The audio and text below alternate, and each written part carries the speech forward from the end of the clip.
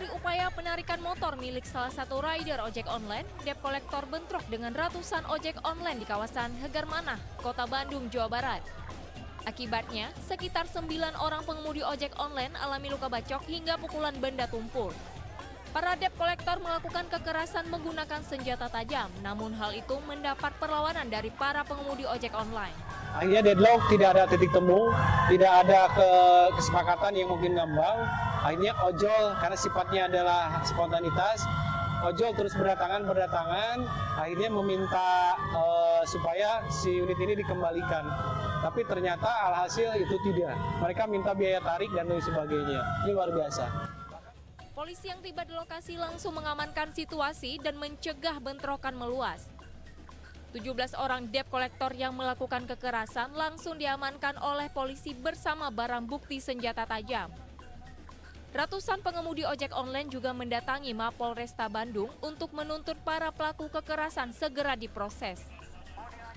Bahwa kami mewakili Bapak Kapolres Bandung.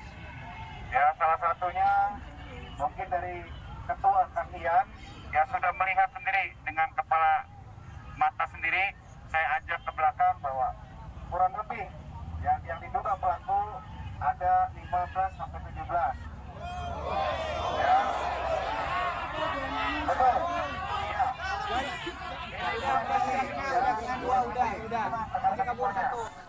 Akibat bentrokan ini, 9 orang pengemudi ojek online luka-luka, sementara 23 unit sepeda motor mengalami rusak.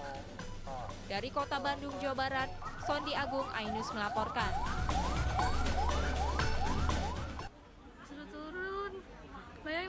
Dari rekaman video salah satu pengunjung dunia fantasi Ancol memperlihatkan salah satu wahana yang berada di dalam dunia fantasi terhenti. Wahana halilintar yang sedang dinaiki oleh 24 orang pengunjung itu tiba-tiba berhenti saat akan menanjak dan membuat panik pengunjung. Manajemen dunia fantasi menyebut kejadian ini akibat adanya kesalahan sistem keamanan. Namun sejumlah operator wahana halilintar langsung melakukan evakuasi terhadap pengunjung yang masih berada di atas dan diarahkan ke tangga darurat. Wahana halilintar terhenti selama 21 menit dan kembali dijalankan. Namun hal itu terlanjur membuat panik pengunjung dunia fantasi. Ya memang klarifikasi ya video yang beredar di media sosial di mana menggambarkan terjadi di Halilintar Dufan, itu menggambarkan posisi kereta yang berhenti saat posisi menanjak. Memang itu terjadi di tanggal 7 Maret kemarin sekitar pukul 2 siang hari. Memang kami membenarkan terjadinya hal tersebut dan kami mohon maaf kepada seluruh pengunjung Dufan, khususnya yang saat itu sedang menaiki dan sedang mengantri wahana halilintar. Namun kami pastikan bahwa sistem keamanan wahana halilintar itu berfungsi.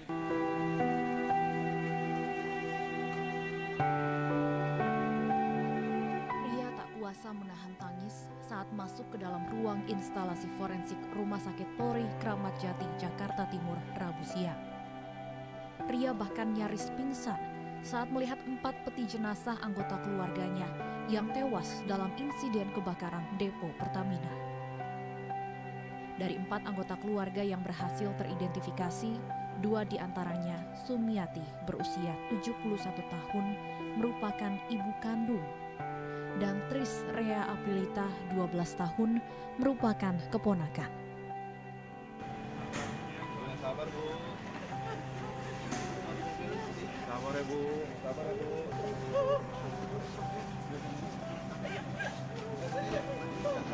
Pria menangis histeris saat peti jenazah dimasukkan ke dalam mobil ambulans untuk dibawa ke rumah duka.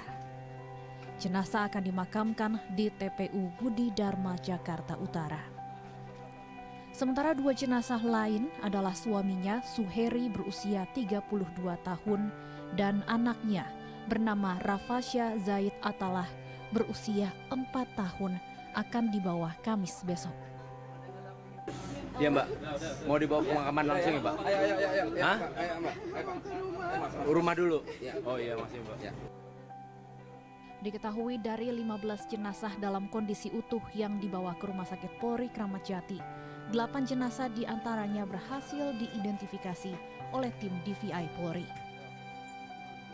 Dari Jakarta, Rio Manik, iNews melaporkan. Polda Metro Jaya melalui Unit Pelayanan Perempuan dan Anak Direktorat Kriminal Umum pada Rabu ini menjadwalkan pemeriksaan terhadap AG, pelaku anak dalam kasus kekerasan atau penganiayaan terhadap David Ozora. Pemeriksaan terhadap AG oleh Polda Metro Jaya ini adalah pemeriksaan pertama setelah sebelumnya AG diperiksa sebagai saksi di Polres Jakarta Selatan dan telah dinaikkan statusnya sebagai anak berkonflik dengan hukum atau pelaku anak. Pemeriksaan perdana sebagai pelaku anak menurut keterangan Kabid Humas Polda Metro Jaya Kombes Pol Truno Yudo Wisnu Andiko dilakukan oleh penyidik di Unit Pelayanan Perempuan dan Anak Polda Metro Jaya. ADMS datang ke Rumah Sakit Mayapada Jakarta bersama dengan anaknya Kevin Aprilio. Mereka datang untuk menjenguk dan mengetahui kondisi terkini David Ozora. Menurut Adi, kondisi David Ozora berangsur pulih dan stabil meskipun ia tidak bertemu langsung dengan David. ADMS dan Kevin hanya bertemu dengan Jonathan Latumahina, ayah dari Kevin Ozora, di Rumah Sakit Mayapada. Ya, kita udah lama sebenarnya mau jenguk David berdua sama Vici bertiga gitu, cuma tertunda-tunda karena kemarin adik saya juga baru meninggal, tunda lagi gitu ya. Akhirnya baru sempat. Saya mengembirakan sih, udah ada banyak tanda-tanda pemulihan, tanda-tanda dia udah mulai bergerak, mulai berespons. Kalau diajak bicara mulai respons gitu. Tadi saya nggak ketemu dengan David, saya lebih banyak bicara sama orang tuanya. Bupati Natuna, Wan Siswandi mengatakan pada Rabu siang tadi kembali berhasil menemukan dan mengevakuasi 3 jenazah di Desa Pangkalan. Namun identitas 3 jenazah tersebut masih belum diketahui. Dengan ditemukannya 3 jenazah ini, total korban tewas menjadi 15 orang. Sebelumnya diberitakan korban meninggal akibat longsor Natuna yang terjadi Senin lalu berjumlah 12 orang dan masyarakat yang dinyatakan hilang ada 43 orang.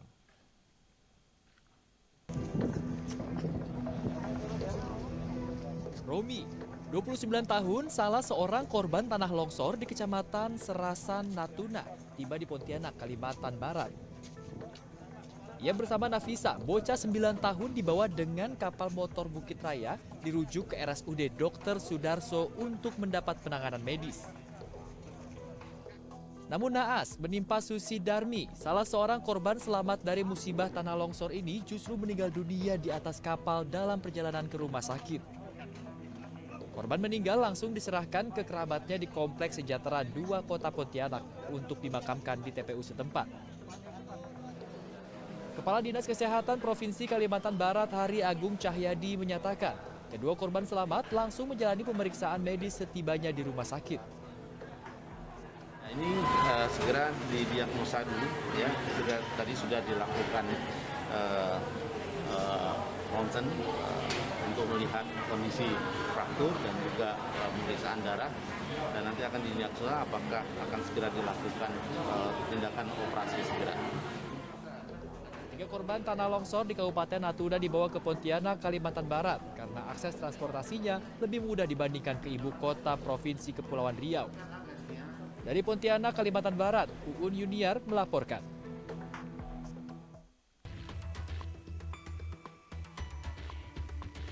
Seorang wanita muda dirawat di rumah sakit lantaran terluka parah usai dianiaya oleh mantan pacarnya di salah satu hotel di Kota Bandung, Jawa Barat. Kasus ini menjadi ramai usai unggahan rekan korban viral di media sosial. Terlebih lagi yang menganiaya wanita 25 tahun itu adalah seorang anggota polisi yang bertugas di Polres Sukabumi Kota. Kapolres Sukabumi Kota, Ajun Komisaris Besar Zainal Abidin membenarkan oknum polisi yang menganiaya mantan kekasih di Bandung itu adalah anggotanya. Pelaku berinisial NF alias IS tersebut bertugas di Satuan Narkoba. Saat ini yang bersangkutan masih diperiksa intensif di Divisi Propam Polda Jawa Barat. Terkait dengan salah satu personil di Polres Sukabumi Kota itu memang betul, dan saat ini yang bersangkutan sudah dimintai keterangan awal oleh pihak Bid Propam Polda Jawa Barat karena memang lokasi kejadiannya bukan di wilayah hukum kami dalam Polres Sukabumi Kota. Ya, posisi kita ya sama-sama menunggu nanti hasilnya seperti apa terkait dengan hal tersebut. Kalau untuk Polres Sukabumi Kota kini menunggu hasil pemeriksaan pelaku dan arahan selanjutnya dari Divisi Propam Polda Jawa Barat. terkait kasus penganiayaan mantan kekasih yang ramai jadi perbincangan warga di media sosial ini.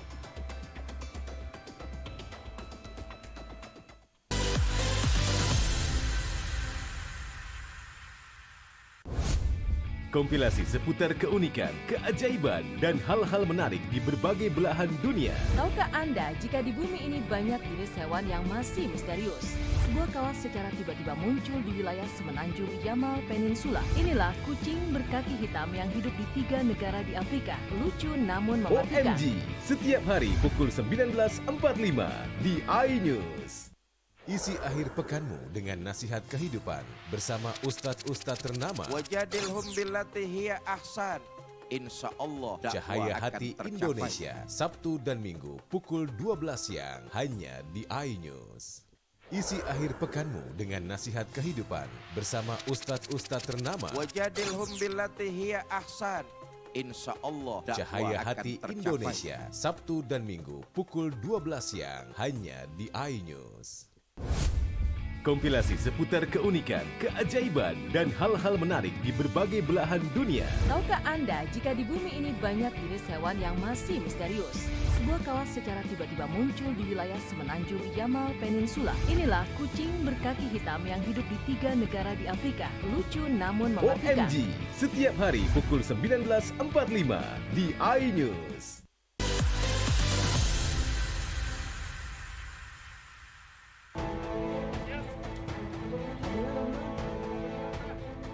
Seorang wanita muda yang diketahui bernama Lisnawati ditemukan tewas mengenaskan di semak belukar dekat bekas kandang ayam di Kampung Ranca Cangkuang, Kota Cimahi, Jawa Barat. Hasil olah tempat kejadian perkara Polsek Cimahi Selatan terdapat luka tikaman senjata tajam di leher korban. Di lokasi polisi juga menemukan tas dan identitas milik korban, namun tidak menemukan telepon genggamnya. Yang bersangkutan ada luka di leher sebelah kiri bekas tusukan senjata tajam. Kita sudah melaksanakan olah TKP, cek TKP, dan sekarang jenazah sudah kita kirim ke Rumah Sakit Sartika Asi untuk dilakukan otopsi. Sebab-sebab masih dalam penyelidikan dari pihak kami. Meski dipastikan wanita 26 tahun ini dibunuh menggunakan senjata tajam, polisi akan mengotopsi jasad untuk mengetahui kemungkinan adanya tindak kekerasan seksual yang dialami oleh korban. Kasus ini masih diselidiki polisi dengan meminta keterangan sejumlah saksi dan pencarian petunjuk serta barang bukti lain di lokasi kejadian.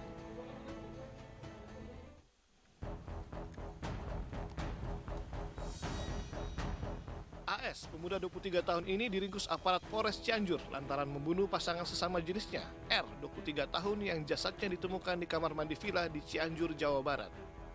Awalnya korban diduga bunuh diri, namun dari hasil autopsi dan pemeriksaan saksi serta pihak villa, kecurigaan mengarah ke pelaku yang diketahui merupakan orang terakhir yang bersama korban. Pelaku yang ditangkap di Sukamakmur, Kabupaten Bogor, akhirnya mengakui perbuatannya. Ia membunuh korban lantaran marah, dipaksa untuk berhubungan badan. Korban yang pingsan usai dianiaya kemudian lengannya disayat pelaku untuk merekayasa seolah-olah korban bunuh diri. Dia sempat mengungkapkan perasaannya, ketertarikannya, tapi saya hanya menanggapi, tapi tidak membalas. Awalnya setelah melihat korban lemas seperti itu dan saya kira meninggal, saya shock, saya panik. Sempat saya terpikir pas ngelihat ada cutter itu, sempat buat diri saya aja sendiri yang ikutan. Itu cutter milik siapa? Milik beliau. Milik korban. Jadi berpikir seketika itu berpikir saya sendiri ikutan bunuh diri. Makanya saya nyari di internet kalau bunuh diri kotak urat nadi itu berapa lama. Oh, jadi sempat ingin berpikir bunuh diri juga? Iya. Biar sama-sama seolah-olah bunuh diri gitu? Iya. Oke. Ya, cinta sampai mati. Dari tangan pelaku, polisi menyita barang bukti diantaranya pisau cutter, 2 kartu ATM, dan pakaian milik korban dan pelaku. Jadi antara pelaku dan korban ini juga memiliki hubungan sejenis, ya. Karena pada saat kejadian, sebelum kejadian ini, pelaku dengan korban sempat minum minuman keras dulu, ya, sebelum ke penginapan, kemudian sempat mengkonsumsi minuman keras. Kemudian pada saat terpengaruh minuman keras itu, korban ini sempat mengajak berhubungan intim, ya. Tetapi pada saat itu baru sampai dengan bercumbu saja ya. Jadi antara dua korban dengan pelaku ini sempat bercumbu, kemudian pada saat ingin berhubungan lanjut, yaitu berhubungan intim, pelaku korban ini memaksa terhadap pelaku dan kemudian ada terjadi perlawanan. Untuk mempertanggungjawabkan perbuatannya, pelaku kini mendekam di sel tahanan Polres Cianjur. Ia dijerat pasal berlapis tentang pembunuhan dan penganiayaan berat dengan ancaman hukuman penjara seumur hidup. Sebelumnya, Sabtu 4 Maret lalu, seorang pemuda ditemukan tewas dengan luka sayatan di lengan di dalam kamar mandi villa di Cianjur, Jawa Barat. Korban yang nyaris tanpa busana itu awalnya diduga bunuh diri, namun ternyata dibunuh oleh teman pasangan sejenisnya.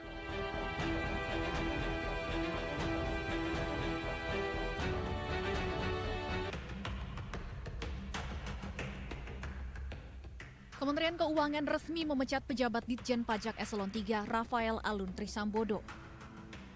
Sebelumnya Rafael menjadi sorotan karena harta yang dilaporkan di LHKPN atau laporan harta kekayaan penyelenggara negara tidak sesuai dengan jabatannya.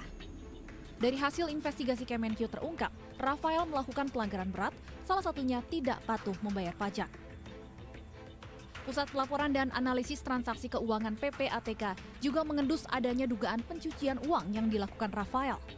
Atas temuan itu, PPATK memblokir 40 rekening milik Rafael dan keluarganya dengan nilai transaksi mencapai 500 miliar rupiah.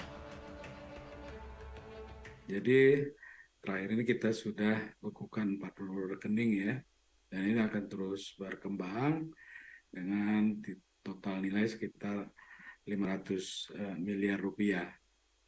Ini dihitung debit dan kredit dari rekening yang terkait ya. Tentu apa yang kita hasilkan itu ada indikasi tindak pidana pencucian uang dan tindak pidana asalnya, seperti korupsi, penyuapan, dan lain-lain. Tentu itu ada indikasi tindak pidana pencucian uang, apa yang kita sampaikan kepada penyidik.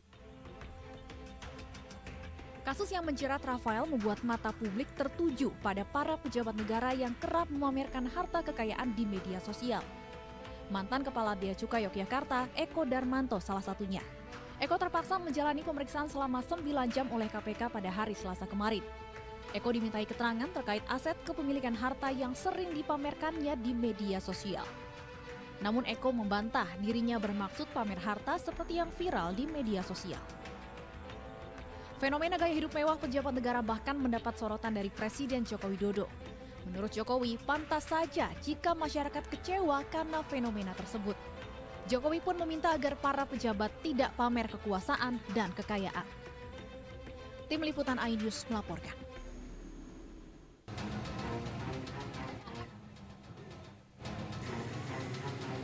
Satlantas Polres Probolinggo menggelar olah TKP dan mengevakuasi kecelakaan bus remblong di kawasan wisata Bromo, Lumbang, Kabupaten Probolinggo. Satu persatu kendaraan seperti mobil box, minibus, dan bus diderek agar arus lalu lintas menuju dan dari wisata Bromo kembali lancar. Masyarakat setempat juga membantu membersihkan puing-puing rumah yang rusak akibat kecelakaan. Habis dari arah selatan, kondisi rem kemungkinan blong, nabrak mobil truk box roda 6, nyusul nabrak L300 box, sama kemudian mobil Panther, dan terakhir mobil box Cherry.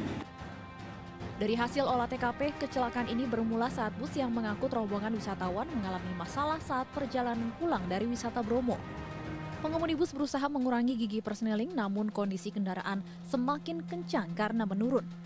Agar tidak menimbulkan korban lebih banyak, sopir bus menabrakkan ke kendaraan yang parkir di pinggir jalan dan bus terhenti setelah masuk ke parit. Kurang lebih 1 jam perjalanan, turun medat tikungan, tidak bisa dikendalikan, mau dioper dari gigi 3 ke gigi 2, tidak bisa ke gigi 2, tapi kecepatan bis tambah bertambah. Akhirnya upaya daripada driver untuk mengurangi laju kecepatan bis, dia cari penghalang. Akibat kecelakaan ini 6 orang luka-luka, 5 unit kendaraan rusak, dan sebuah rumah bagian depan milik warga mengalami hal yang sama. Dari Probolinggo, Hana Purwadi, iNews melaporkan. Bupati Natuna, Wan Siswandi mengatakan Rabu siang tadi kembali berhasil menemukan dan mengevakuasi 3 jenazah di Desa Pangkalan. Namun identitas 3 jenazah tersebut masih belum diketahui. Dengan ditemukannya 3 jenazah ini, total korban tewas menjadi 15 orang. Sebelumnya diberitakan korban meninggal akibat longsor Natuna yang terjadi Senin lalu berjumlah 12 orang dan masyarakat yang dinyatakan hilang 43 orang. Romi, 29 tahun, salah seorang korban tanah longsor di Kecamatan Serasan, Natuna, tiba di Pontianak, Kalimantan Barat. Ia bersama Nafisa, bocah 9 tahun dibawa dengan kapal motor Bukit Raya, dirujuk ke RSUD Dr. Sudarso untuk mendapat penanganan medis. Namun naas menimpa Susi Darmi, salah seorang korban selamat dari musibah tanah longsor ini justru meninggal dunia di atas kapal dalam perjalanan ke rumah sakit. Korban meninggal langsung diserahkan ke kerabatnya di Kompleks Sejahtera 2 Kota Pontianak untuk dimakamkan di TPU setempat. Kepala Dinas Kesehatan Provinsi Kalimantan Barat Hari Agung Cahyadi menyatakan, kedua korban selamat langsung menjalani pemeriksaan medis setibanya di rumah sakit. Nah, ini segera didiagnosa dulu, ya. Tadi sudah dilakukan ronsen untuk melihat kondisi fraktur dan juga pemeriksaan darah, dan nanti akan didiagnosa apakah akan segera dilakukan tindakan operasi segera. 3 korban tanah longsor di Kabupaten Natuna dibawa ke Pontianak, Kalimantan Barat karena akses transportasinya lebih mudah dibandingkan ke ibu kota Provinsi Kepulauan Riau. Dari Pontianak, Kalimantan Barat, Ugun Yuniar melaporkan. Sebanyak 176 pengungsi masih bertahan di halaman kantor Palang Merah Indonesia Jakarta Utara. Mereka belum bisa kembali karena rumah tidak bisa ditempati akibat ludes terbakar saat kebocoran pipa BBM depo Pertamina Pelumpang Jumat lalu. Kini para pengungsi juga dihadapkan pada batas akhir mereka menempati halaman kantor Palang Merah Indonesia hingga Kamis besok. Pihak Kelurahan Rawabadak Selatan memberi kesempatan kepada para pengungsi untuk pindah ke RTPRA Rasela Koja Jakarta Utara dengan alasan sudah seminggu menempati halaman kantor PMI Jakarta Utara. Lurah Rawabadak Selatan Suhaina meminta para pengungsi untuk segera mencari rumah kontrakan sebagai hunian sementara. Biaya sewa rumah kontrakan ini nantinya akan ditanggung oleh pihak kelurahan. Untuk warga yang rumahnya tak lagi bisa ditempati, pihak kelurahan menanggung biaya sewa rumah kontrakan hingga 3 tahun, sementara warga yang rumahnya tidak begitu rusak, biaya sewa rumah kontrakan ditanggung selama 3 bulan. Semua yang korban yang kehilangan tempat tinggal, saya suruh cari sendiri dulu. Silakan sesuai dengan kebutuhannya. Nanti kita data, ya kita data ada berapa. Nanti yang kira-kira membutuhkan itu, lalu kita nanti kita bayar. Namun pernyataan Lurah Rawabadak Selatan ini bertolak belakang dengan pengakuan sejumlah pengungsi. Salah satu pengungsi mengaku jika pihak kelurahan hanya menanggung biaya sewa rumah kontrakan selama 1 bulan, dan itu pun bagi warga yang rumahnya rusak parah. Saya cuma ngasih buat 20 kakak doang yang rumahnya hancur gitu kan. Khusus untuk RW 1 selama 1 bulan ke depan. Kata saya, berarti ya kalau cuma RW 1.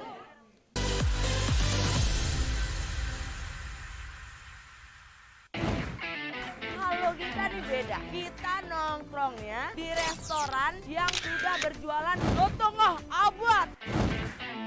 Penasaran? Penasaran? Rasanya unik dan nyes. Kita uak-uak ame daun-daunnya, daging ikannya. Kelaparan bikin kamu makin lapar. Senin sampai Jumat pukul 8 pagi hanya di iNews. Isi akhir pekanmu dengan nasihat kehidupan bersama ustadz-ustadz ternama. Jazauhu inda rabbih dan ala wahnin wa fisaluhu fi kalian benar-benar cinta kepada Allah, ikuti syarat aku. manfaat dan inspirasi. Wajadilhum billati hiya ahsan.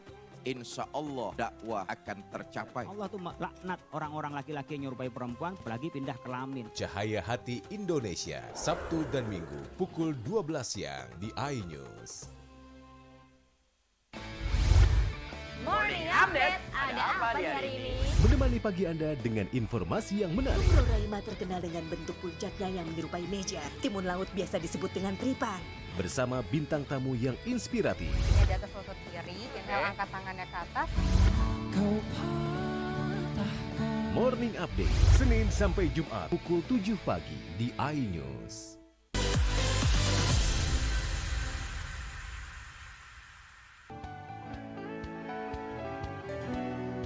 Berlangsung gratis untuk umum, Ganjar Pranowo Full Colors mendapat antusiasme tinggi dari masyarakat Cimahi Tengah, Kota Cimahi, Jawa Barat.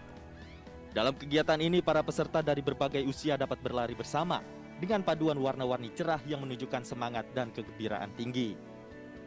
Acara ini pun berhasil menciptakan atmosfer yang semarak dan positif di antara warga Cimahi. Selain di Cimahi, sebelumnya sahabat Ganjar juga menggelar kegiatan serupa di Kota Bandung. Ikut tadi perang color, terus kita ada lari-lari juga ya, seru banget ya. Pokoknya ya hidup Ganjar. Ikut lomba apa Ibu yang ngomong? Ikut joget-joget. Harapannya lebih membuat Indonesia lebih maju. Terus harapan dari Ibu? Ekonomi kita semakin maju ya. Sahabat Ganjar mengadakan kegiatan fun run di Kota Cimahi, Jawa Barat. Dan antusiasme masyarakat baik itu di Kota Bandung dan di Kota Cimahi ini sangat keren sekali. Mereka sangat antusias dengan kehadiran kami sahabat Ganjar dan mereka juga tidak lupa mendoakan dan sangat mendukung Bapak Haji Ganjar Pranowo untuk beliau maju di pemilihan presiden tahun 2024 nanti. Mereka pun menitipkan doa Pak Ganjar kudu jadi presiden. Kegiatan dilanjutkan dengan hiburan musik yang diisi oleh sejumlah penyanyi dan musisi. Sahabat Ganjar berharap Color Run tidak hanya menjadi ajang untuk bersenang-senang, namun juga menjadi upaya mempromosikan gaya hidup sehat dan mempererat persatuan masyarakat. Seorang wanita muda dirawat di rumah sakit lantaran terluka parah usai dianiaya oleh mantan pacarnya di salah satu hotel di Kota Bandung, Jawa Barat. Kasus ini menjadi ramai usai unggahan rekan korban viral di media sosial. Terlebih lagi yang menganiaya wanita 25 tahun itu adalah seorang anggota polisi yang bertugas di Polres Sukabumi Kota. Kapolres Sukabumi Kota, Ajun Komisaris Besar Zainal Abidin membenarkan oknum polisi yang menganiaya mantan kekasih di Bandung itu adalah anggotanya. Pelaku berinisial MF alias IS tersebut bertugas di Satuan Narkoba. Saat ini yang bersangkutan masih diperiksa intensif di Divisi Propam Polda Jawa Barat. Terkait dengan salah satu personil di Polres Sukabumi Kota itu memang betul, dan saat ini yang bersangkutan sudah dimintai keterangan awal oleh pihak Bid Propam Polda Jawa Barat karena memang lokasi kejadiannya bukan di wilayah hukum kami dalam ini Polres Sukabumi Kota. Ya posisi kita ya sama-sama menunggu nanti hasilnya seperti apa terkait hal tersebut. Kalau untuk Polres Sukabumi Kota kini menunggu hasil pemeriksaan pelaku dan arahan selanjutnya dari Divisi Propam Polda Jawa Barat terkait kasus penganiayaan mantan kekasih yang ramai jadi perbincangan warga di media sosial ini.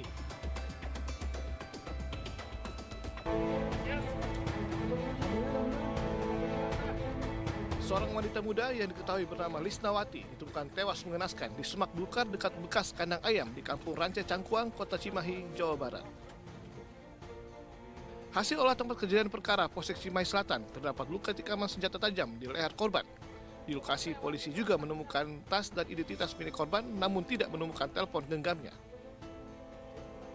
Yang bersangkutan ada luka di leher sebelah kiri bekas tusukan senjata tajam.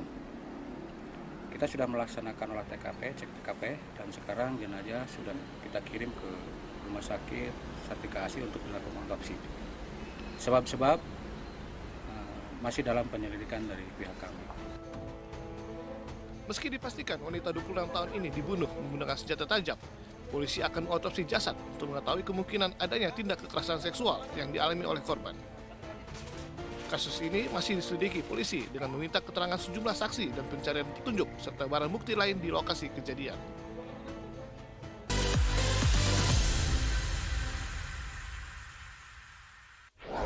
Berita menarik dan faktual kami hadirkan untuk Anda. Lokasi Formula E dan bagus juga untuk Indonesia akan disiarkan di seluruh dunia. Jutaan warga memberikan penghormatan terakhir bagi serta dialog komprehensif bersama narasumber. Harga minyak goreng curah dari telahan Satgas Pangan. Presiden Joko Widodo merombak besar-besaran susunan kapal. Bagaimana situasi terkini? Kobaran api dan kepulan asap membumbung dari iNewsroom, Senin sampai Jumat pukul 5:30 sore hanya di iNews.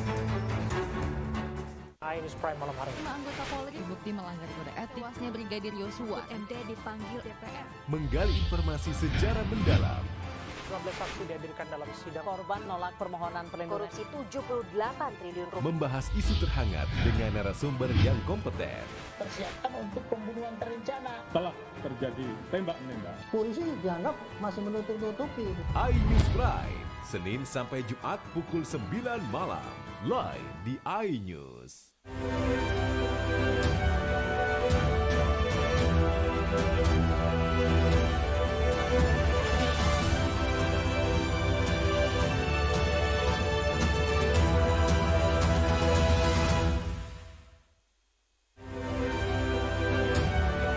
Tiga desa di Musirawas diterjang banjir.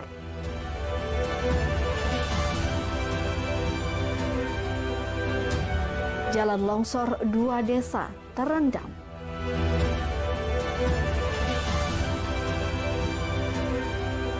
Gubernur Sumsel siap sempurnakan Stadion GSJ.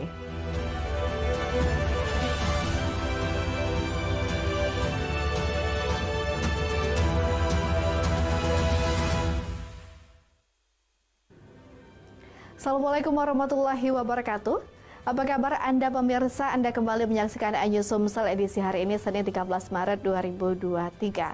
Selain 3 informasi menarik tadi, kami juga akan hadirkan beragam informasi menarik lainnya. Saya Anggun Prisma.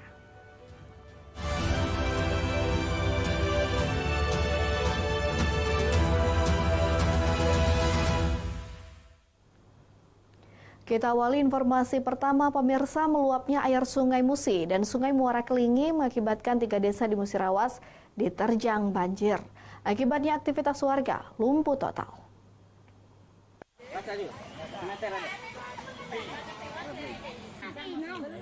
Rumah warga di Jalan Pasar, Kelurahan Muara Kelingi, Kabupaten Musirawas pada Sabtu sore terisolir karena terendam banjir hingga mencapai ketinggian air 40 cm. Banjir di 3 desa ini mengakibatkan rumah warga Desa Binjai, Desa Pulau Panggung, dan Desa Kecamatan Muara Kelingi mengakibatkan aktivitas warga lumpuh total. Jadi dia tuh meluapnya tuh kalau meluapnya tuh dari awalnya tuh sekitar seminggu. Tapi yang masuk hari ini. Untuk kondisi rumah kita seperti apa, Pak, sekarang, Pak? Sekarang kondisi rumah, di dalam rumah sekitar 40 cm masuk rumah. Ini anggota keluarga rencananya kemana nih? Ngungsi atau tidak? Ngungsi lah. Banjir ini disebabkan meluapnya penghubung 2 sungai, yakni Sungai Musi dan Sungai Muara Kelingi. Meluapnya air sungai terjadi sejak pukul 8 pagi hingga sore hari. Dalam rumah warga terendam banjir sekitar 40 cm. Jika air belum surut, warga akan mengungsi mencari tempat yang aman untuk menyelamatkan diri dari genangan air. Sementara ini ada 3 RT, RT 178 KK, RT 240, RT 3 D80. Ini RT 4 belum dicek. Kemungkinan Pak, air ini masih naik, jadi masih tetap dipantau terus. Menurut data dari Kelurahan Kecamatan Muara Kelingi, ada 3 RT yang terendam banjir dengan jumlah 198 kartu keluarga. Saat banjir melanda, belum ada petugas dari daerah Kabupaten Musirawas yang turun ke lokasi untuk memberikan bantuan kepada warga korban banjir. Dari Musirawas, Aprian Syakarim, iNews melaporkan. Intensitas curah hujan yang cukup tinggi dalam beberapa hari menyebabkan beberapa kawasan di Kabupaten Empat Lawang terendam banjir. Akibatnya kegiatan belajar dan mengajar terpaksa diliburkan.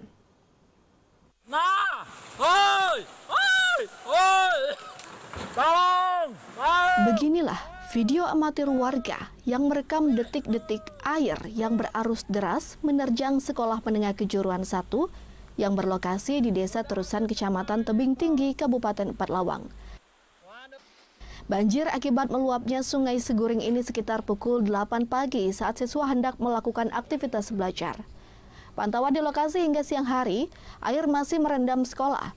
Tampak petugas dari kepolisian dan TNI bergotong royong bersama siswa membersihkan sisa-sisa lumpur. Akibat banjir, sedikitnya terdapat 24 kelas yang terendam banjir.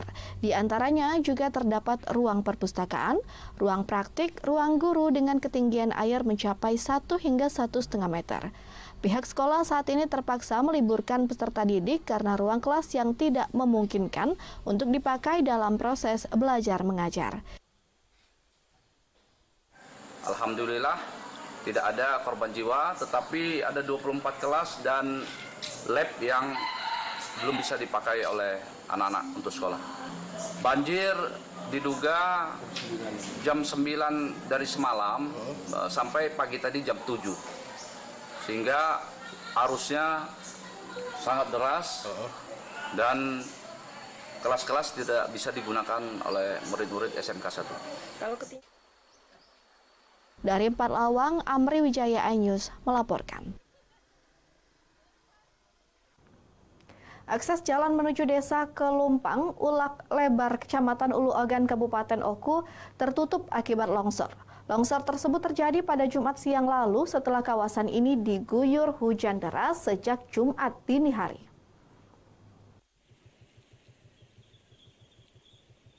Hujan deras yang mengguyur kawasan Kecamatan Ulu Ogan sejak Jumat dini hari mengakibatkan tebing setinggi 20 meter di Desa Gunung Tiga longsor pada Jumat siang. Longsor tersebut memutus akses jalan desa Kelumpang dan Gunung Tiga menuju desa Ulak Lebar dengan ketebalan material longsor mencapai 3 meter. Kepala BPBD Oku Amzar Kristopa mengatakan tidak ada korban jiwa dari peristiwa longsor, namun akses jalan ditutup sementara saat petugas melakukan pembersihan tanah longsor yang menutupi jalan. Selain itu, 2 unit rumah terdampak longsor dan nyaris tertimbun. Kawasan Ulu Ogan masuk dalam wilayah waspada bencana tanah longsor. Petugas gabungan kepolisian, BPBD, dan masyarakat tengah melakukan pembersihan menggunakan 1 unit alat berat. Sekitar pukul 15 itu kemudian longsor bertambah parah gitu, sehingga mengancam ada 2 rumah yang di pinggir jalan itu berpotensi kena longsor. Dampak dari kejadian? Sementara ini dampak belum ada korban, baik korban material, rumah, hanya saja jalan transportasi masyarakat itu terhalang atau tidak bisa dilalui. BPBD Oku terus menghimbau kepada masyarakat untuk tetap waspada bencana alam yang dapat terjadi sewaktu-waktu, terutama masyarakat yang berada di Kecamatan Ulu Ogan, yang berada di bantaran Sungai Ogan, yang dikelilingi perbukitan, terlebih saat ini kondisi musim hujan. Dari Ogan Komering Ulu, Widori Agustino iNews melaporkan. Gubernur Sumsel tinjau lokasi banjir, informasinya sesaat lagi.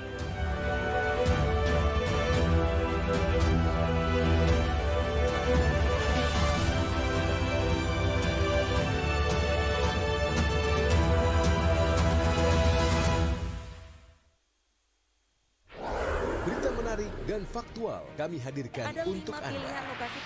Dan bagus juga untuk Indonesia akan disiarkan di seluruh dunia. Jutaan warga memberikan penghormatan terakhir bagi serta dialog komprehensif bersama narasumber. Harga minyak goreng curah dari telahan Satgas Pangan. Presiden Joko Widodo merombak besar-besaran susunan kapal. Bagaimana situasi terkini? Kobaran api dan kepulan asap membumbung dari iNewsroom, Senin sampai Jumat pukul 5:30 sore hanya di iNews.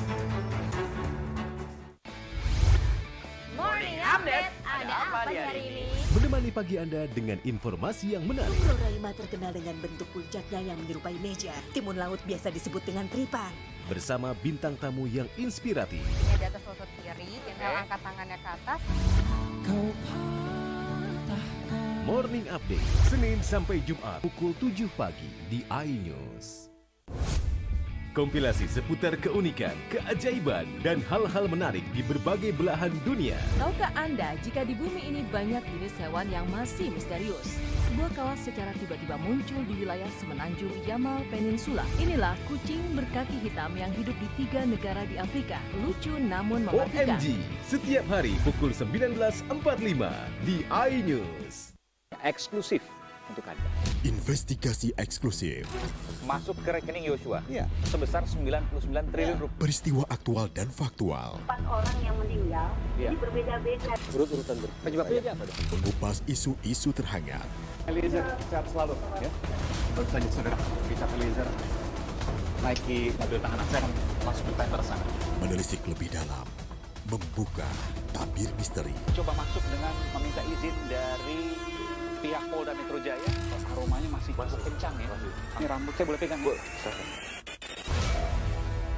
Semua tanya akan dijawab tuntas dan berkelas. Sebelum kita menunggu hasil penyelidikan polisi ya, tapi tentu kita bisa memperkirakan antara mereka dengan yang dipahami oleh kita. Artinya Anda memperkirakan ini lebih dari puluhan, bahkan ribuan. The Prime Show with Aiman, setiap Rabu pukul 9 malam, hanya di iNews.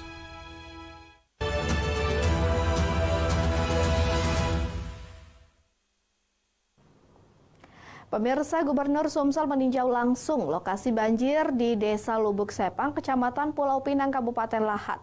Hermanderu memastikan bantuan dan pelaksanaan evakuasi serta antisipasi timbulnya kerugian jiwa dan material.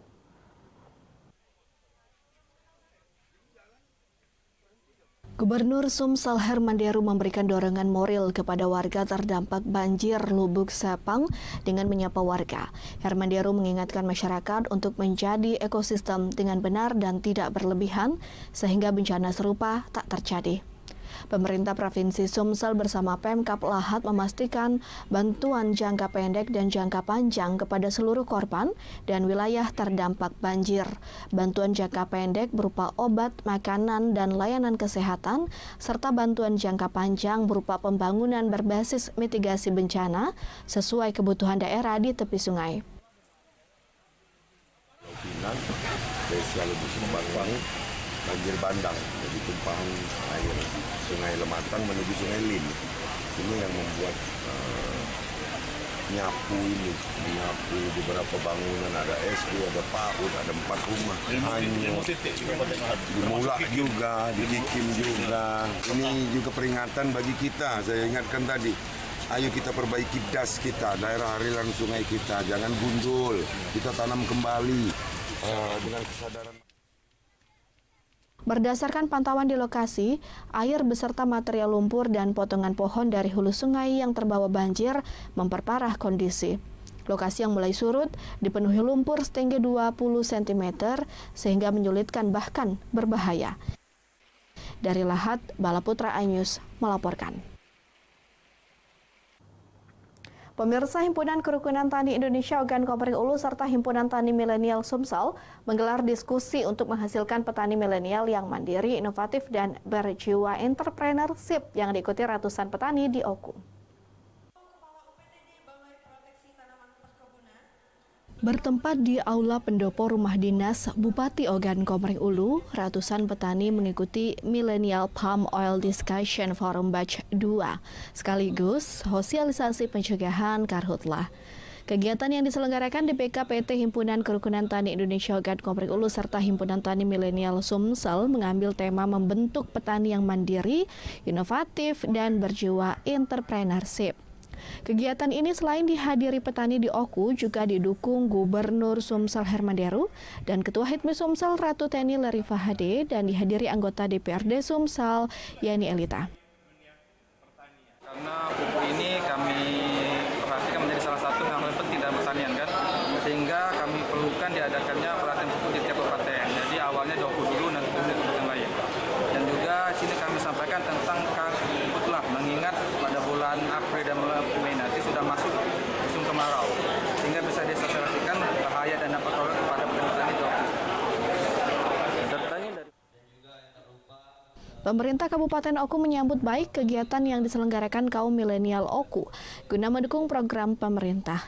Kegiatan itu dibuka Kepala Dinas Perkebunan Sumsel dan pemerintah Provinsi Sumsel juga sangat mendukung program petani milenial sehingga bisa memberi edukasi terhadap petani sejalan dengan program Sumsel Mandiri Pangan.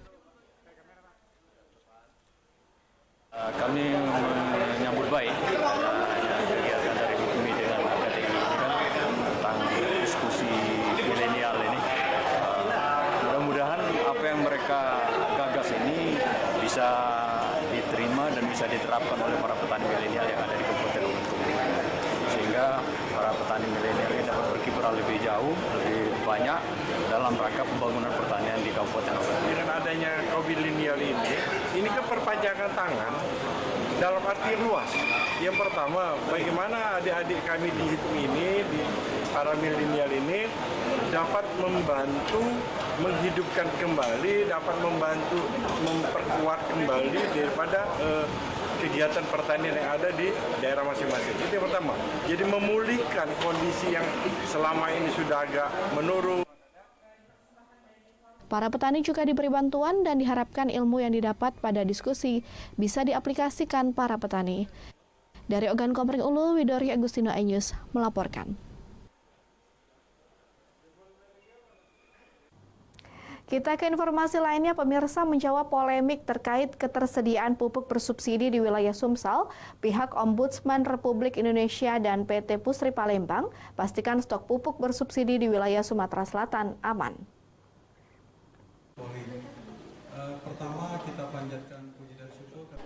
Menjawab polemik terkait ketersediaan pupuk bersubsidi di wilayah Sumatera Selatan di hadapan para awak media, pihak Ombudsman RI dan PT Pusri Palembang pastikan jika ketersediaan pupuk bersubsidi di Provinsi Sumatera Selatan aman.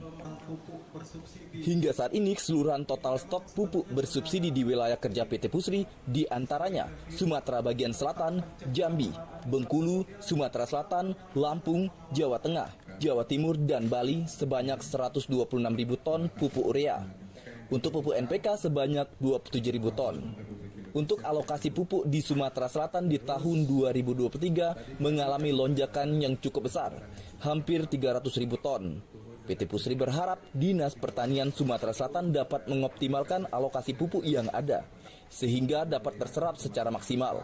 Berdasarkan pantauan Ombudsman RI, stok pupuk bersubsidi melebihi ketentuan pemerintah, yang berarti tidak ada kelangkaan pupuk. Pusri memaksimalkan produksi di 4 pabrik pupuk urea berkapasitas 2,6 juta ton dan 2 pabrik pupuk NPK berkapasitas 300.000 ton. Saat ini, stok pupuk di semua wilayah kerja PT Pusri mencapai 127.000 ton, di atas rata-rata ketentuan pemerintah. Ya, pupuk di Sumatera Selatan melebihi dari stok yang ditentukan oleh pemerintah. Pemerintah itu mengharapkan stok itu minimal 10% untuk waktu 2 minggu. Nah, ternyata berdasarkan pantauan kami, kalau 10% itu sekitar 6.500. Ternyata stok pemeriksaan kemarin di Lini Tega itu totalnya sekitar 9.000 ton. Artinya ini sudah lebih dari 10%. Dengan demikian tidak ada alasan misalnya bahwa pupuk itu langka. Artinya langka itu di luar kewajibannya. Kan bahwa kami memaksimalkan kapasitas produksi. Jadi kami punya 4 pabrik urea itu dengan kapasitas 2,6 juta ton, kemudian 2 pabrik NPK kapasitas 300.000 ton. Sehingga kami memaksimalkan. Dan tadi kita sampaikan bahwa stok kami di semua wilayah kerja Pusri itu hampir ada 127.000 ton. Artinya masih di atas rata-rata yang disampaikan Pak Eka tadi. Intinya bahwa kami tetap memproduksi. Sumsel sendiri mendapat alokasi pupuk bersubsidi 300.000 ton. Namun dari petani yang tervalidasi sekitar 165.000 ton dan sisanya belum terserap. Ombudsman meminta pemerintah merevisi lagi alokasi pupuk bersubsidi. Dari Palembang, Sumatera Selatan, Erwin Setiawan iNews melaporkan. Kami hadir dengan informasi selanjutnya. Gubernur Sumsel siap sempurnakan Stadion GSJ.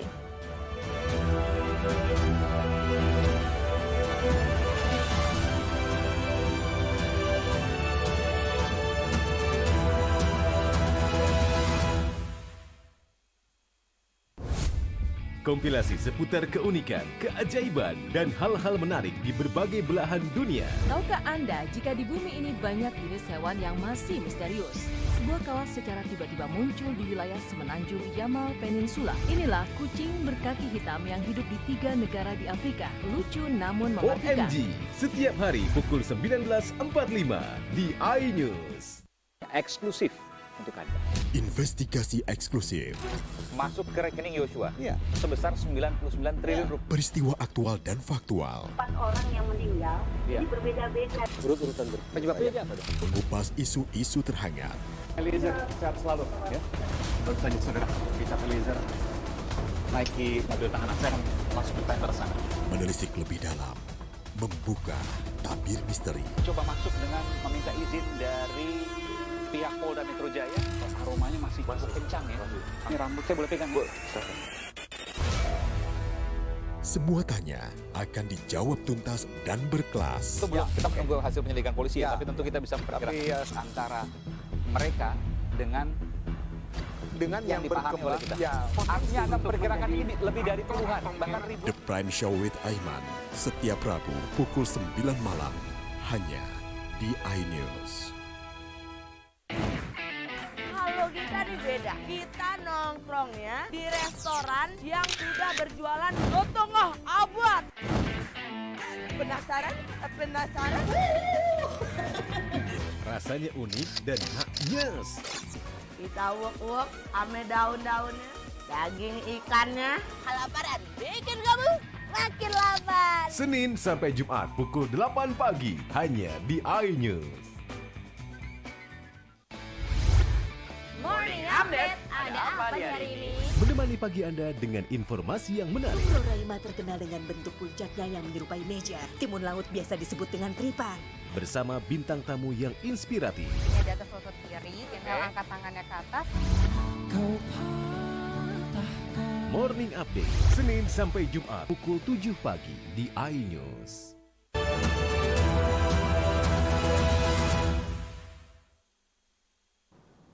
Terima kasih pemirsa, Anda masih bersama kami di iNews Sumsel. Dewan Pengurus Wilayah Partai Perindo Sumatera Selatan menggelar rapat konsolidasi. Tidak hanya merapatkan bakal calon anggota legislatif, penyempurnaan struktur kader hingga tingkat RT mutlak menjadi kewajiban yang segera dirampungkan.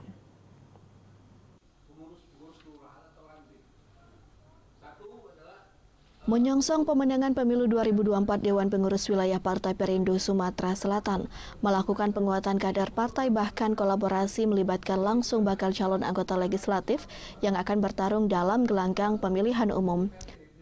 Ketua DPW Perindo Sumatera Selatan Februari Rahman menginstruksikan para kader partai bergerak cepat untuk perampungan struktur hingga tingkat ranting. Hal ini mutlak dan menjadi kewajiban yang harus disegerakan. DPW Perindo Sumatera Selatan menghadirkan langsung bakal calon legislatif DPR RI Rasid Maratim, pengurus DPW Perindo Sumsel, pengurus DPD Perindo Kota Palembang, dan pengurus DPC Perindo Sedapil Sumatera Selatan 1 dan Dapil Palembang 1. Konsolidasi ini pun sebagai ajang penyempurnaan yang berkesinambungan agar terciptanya komunikasi, soliditas, serta berdiskusi dalam upaya menyusun strategi pemenangan Partai Perindo yang ditetapkan KPU bernomor urut 16 pada kertas suara pemilu 2024 mendatang. Ini dalam rangka untuk membangun komunikasi, soliditas, dan serta berdiskusi, saling memberi masukan tentang bagaimana strategi pemenangan di 2024 yang akan datang. Alhamdulillah, setelah kita cek, struktur-struktur partai kita sudah siap sampai tingkat DPRD. Untuk itulah kawan-kawan bacalek-bacalek kita ajak untuk bisa komunikasi dengan pengurus-pengurusan kita di tingkat paling bawah sekali, yaitu DPRD. Jadi pertama-tama kita mengadakan koordinasi pada seluruh jajaran baik di tingkat DPD dan sampai ke ranting. Jadi persiapan kita secara struktur sehingga kita nanti dapat mendeteksi apapun pendataan daripada persiapan kita untuk kita maju dan menang pada 2024 nanti. Mungkin dari pengalaman Bapak bisa jelaskan sedikit seperti apa mungkin langkah kecil yang Bapak siapkan? Partai Perindo dikenal sebagai partai yang peduli rakyat kecil, gigih memperjuangkan penciptaan lapangan kerja dan Indonesia sejahtera. Dari Palembang, Muhammad Riza Falevi, iNews melaporkan.